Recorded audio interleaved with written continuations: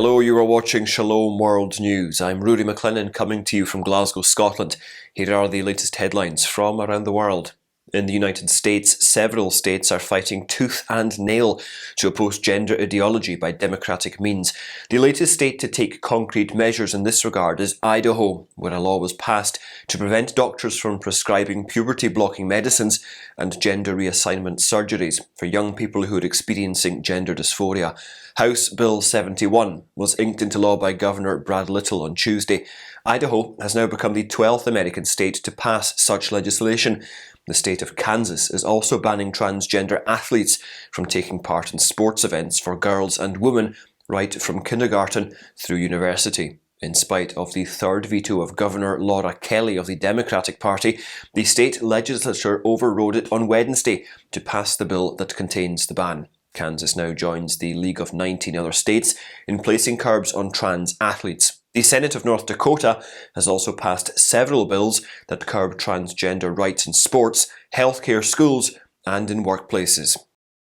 In his Holy Week message, Pope Francis has urged the faithful to concentrate on the hope that the Lord provides. The Pope addressed the faithful during his Wednesday general audience before the Easter Triduum and emphasised the need to look to the cross for hope. Commenting on how many people substitute their hopes for worldly things, the pontiff urged everyone to concentrate on the real source of hope found in Christ. The Holy Father further called the faithful to lead a simple life, returning to the basics, devoid of numerous superfluous items that serve as stand-ins for hope. The Holy Father also called for prayers for the mothers of troops killed and the innocent civilians who lost their lives in the war in Ukraine. 4 children were killed and 5 injured after an axe-wielding man attacked a daycare centre in Blumenau in southern Brazil on Wednesday. The 25-year-old man attacked the private daycare centre after scaling its wall. According to police, the 3 boys and the girl who were killed were between the ages of just 5 and 7. The perpetrator has been taken into custody. President Luiz Inácio Lula da Silva condemned the attack. Authorities are looking for a motive, though it doesn't appear the attacker had ties to the facility. Pope Francis made changes to several of the Eastern Catholic Church's penal codes on Wednesday. The modifications come after Book 6 of the Code of Canon Law, which deals with penal law in the Latin Rite of the Catholic Church, underwent reform in 2021. The Vocare Peccatores law, promulgated by the Eastern Catholic Churches on the 5th of April, becomes effective on June the 29th. It was issued in Latin without translations. A total of 23 canons were changed, many of which included brand new paragraphs. The entire texts of canons 1443 and 1449 were changed. The Holy Father said the move is a necessary duty of charity, not only towards the Church, the Christian community and possible affected parties, but also towards those who perpetrate crimes and are themselves in need of the Church's forgiveness and correction. At least 389 kidnappings were reported in Haiti in the first 3 months of this year. That is according to a Tuesday report from the Centre for Analysis and Research on Human Rights. That is more than 3 times as many kidnappings as in the previous quarter and a 72% rise from the same time last year. 2 US citizens from Florida are still missing in Haiti. According to CNN, Abigail Toussaint and John Dickens Toussaint, both 33, were taken near the capital Port-au-Prince and have been held for days. The couple was on a trip to visit family when they were kidnapped during a bus ride. The Caribbean nation has been facing internal turmoil and insecurity ever since the assassination of President Jovenel Moïse in 2021. With the killing of the president, armed gangs became all the more daring. They now control vast swathes of territory, and turf wars between rival gangs are common. Thai officials have announced that 63 Chinese Christian refugees who came to the country last year will be deported to a third country. This comes after the members of the Holy Reformed Church of Shenzhen were given United Nations refugee status. It was on Friday last week that all of them were taken to court in the coastal city of Pattaya. Later, they were taken from Pattaya to a detention centre in the capital Bangkok for official formalities. Thai Foreign Ministry and Immigration Bureau officials are in talks with the US Embassy and the United Nations Refugee Agency regarding the fate of the 63. The group first made their way to Jeju Island in South Korea in 2019, where they remained for 3 years. But when their prospects became dim there, they left for the shores of Thailand last year. Thailand, however, does not have a policy of allowing refugees to remain on its soil. At least 5 people were killed and others were hurt as a large tornado ripped through southeast Missouri early on Wednesday. Officials confirmed at least 2 other tornadoes in Illinois, one touching down near Bryant and another in Kelowna. Tornadoes were also reported in some regions of Iowa.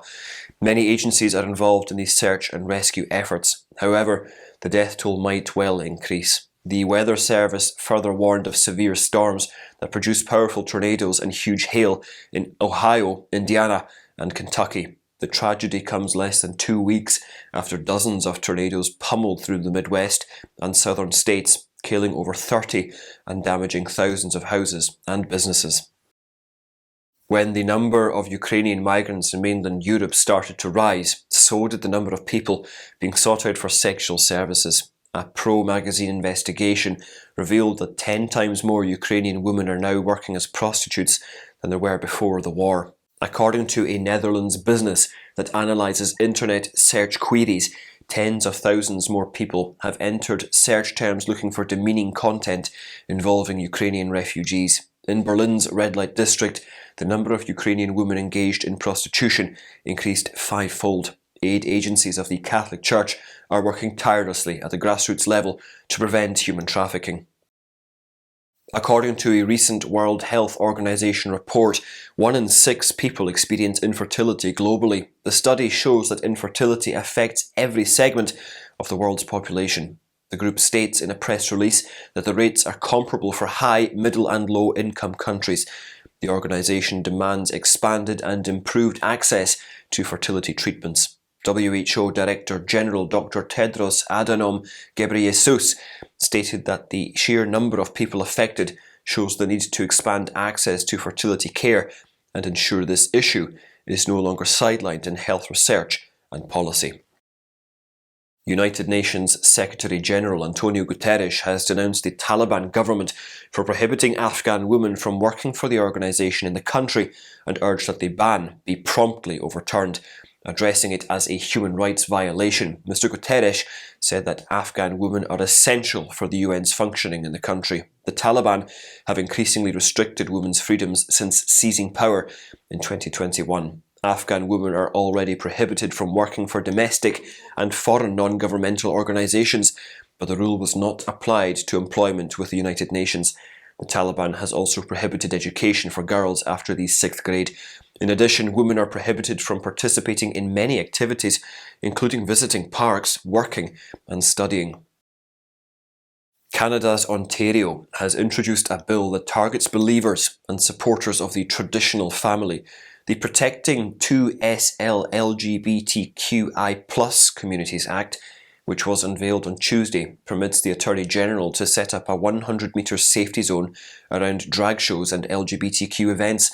Anyone who protests or holds a visual near such events will be penalised with a fine of up to $25,000. The bill brands such acts as harassment, intimidation and offensive. The legislation was proposed by lawmaker Kristen Wong-Tam of the New Democratic Party. The controversial bill also has provisions to create an advisory committee comprising lawmakers and members of the LGBTQ community to come up with recommendations to prevent so-called hate crimes against the community. Opponents of the proposed legislation say that it infringes on the right to protest and freedom of speech. Former Finnish Interior Minister Päivi Räsänen is facing new charges related to her traditional Christian views on marriage and sexuality. This comes after she was cleared of all charges just a year ago. According to legal group ADF International, the parliamentarian may well be required to pay a fine if the prosecution continues to demand that her opinions be muzzled. The prosecutor filed an appeal in April, despite the court's dismissal of the hate speech charges against Räsänen and Bishop Juhan Pohjola of the Diocese of the Evangelical Lutheran Mission of Finland. Responding to the same, Ms. Räsänen said that the prosecution is creating a dangerous precedent of intolerance against free expression. The decision by Sri Lanka to implement a new anti-terrorism law has drawn criticism from Cardinal Malcolm Ranjit of Colombo. He claims that it is intended to muzzle critics and quell public protests in the unstable South Asian island nation. The 75-year-old cardinal urged everyone to resist the bill because it is a flagrant violation of international human rights law. Ranjit stated on the 4th of April that it restricts the freedom of speech and added that the government uses intimidation to silence its critics. In the new bill, perceived acts of terrorism are subject to severe penalties, including the death penalty. The prelate remarked on the fact that the death penalty is being abolished all around the world, while the Sri Lankan government has kept the death sentence in the bill. And those are your latest headlines. Do join us again tomorrow for more, and do remember you can always visit swnews.org for more updates. Shalom.